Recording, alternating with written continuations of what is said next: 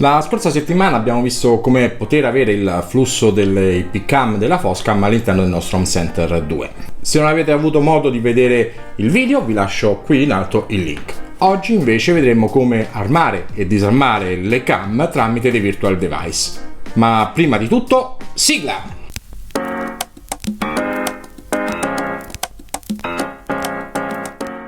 Ciao ragazzi e bentornati in un nuovo video targato Mr. Apple. Prima di iniziare con l'argomento di oggi vi ricordo di iscrivervi al canale e di attivare la campanella delle notifiche per non perdere nessun video. Con oggi concludiamo i video dedicati all'integrazione delle nostre cam Foscam all'interno del lab di Fibaro. Dopo aver visto come avere l'immagine direttamente su Home Center 2, oggi scopriremo come poterle armare e disarmare. Il tutto avverrà tramite dei virtual device. Vi ricordo che l'invio delle istruzioni avverrà tramite i comandi CGI. Utilizzate quindi il manuale ufficiale per inviare il comando appropriato. In descrizione vi lascio il link per reperire la documentazione necessaria. Inoltre, volendo, è possibile inviare i preset di posizione delle cam stesse. Basterà crearne dalla pagina web e segnarne il nome. Come sempre dovremo andare su dispositivi e da qui fare aggiungere i nuovi dispositivi. Scendere in basso e fare quindi clic sulla sezione aggiungi afferente ai virtual device. Assegnate un nome e una stanza nonché la tipologia a vostro piacimento. Nel caso delle cam vi consiglio di mettere sicurezza. Prima di salvare il tutto dobbiamo inserire l'IP della vostra Foscam e la porta a cui risponde la pagina web a cui normalmente vi collegate. A questo punto salvate il tutto. L'immagine che state vedendo vi mostra anche 5 pulsanti che afferiscono ai bottoni che andranno creati per attivare le varie impostazioni. Per farlo andate nella sezione avanzate e create i bottoni necessari e date un nome che possa essere poi indicativo delle impostazioni della cam.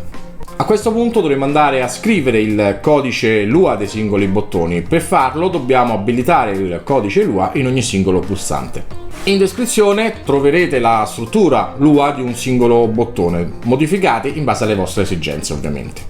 I parametri che dovranno essere modificati riguardano l'invio dei comandi CGI per la vostra cam. Ricordate anche di inserire username e password. A questo punto la configurazione è finita, possiamo salvare tutto quanto. Nel codice Lua che vedete nell'immagine trovate anche una variabile che vado a modificare in true oppure false. Questa variabile mi permette di andare a modificare l'icona associata in base alla condizione della cam stessa. Il tutto avviene tramite un'altra scena che si occupa appunto di leggere le varie variabili, scusate la cacofonia, in base al valore delle stesse e va a modificare l'icona appropriata. La configurazione dei virtual device non risulta essere complessa, l'unico punto cui dovete fare attenzione sono i comandi appunto da inviare alle Foscam. Dal manuale comunque potete reperire tutte le informazioni necessarie. Prima di andare a scrivere il codice all'interno del virtual device vi consiglio di provare i comandi stessi. Per farlo aprite il vostro browser predefinito e andate a lanciare il comando dalla barra di ricerca direttamente. In ogni caso, se avete dubbi oppure problemi, fatecelo sapere all'interno dei commenti. I bottoni che abbiamo appena creato ovviamente potranno essere inseriti all'interno delle scene per poter essere richiamati, come ad esempio quando usciamo attiveremo le cam e quando rientriamo andremo a disattivarle. Siamo così giunti al termine della nostra integrazione delle Foscam. Prima di salutarvi vi ricordo di mettere un like se il video vi è piaciuto e di condividerlo con i vostri amici. Ciao e alla prossima!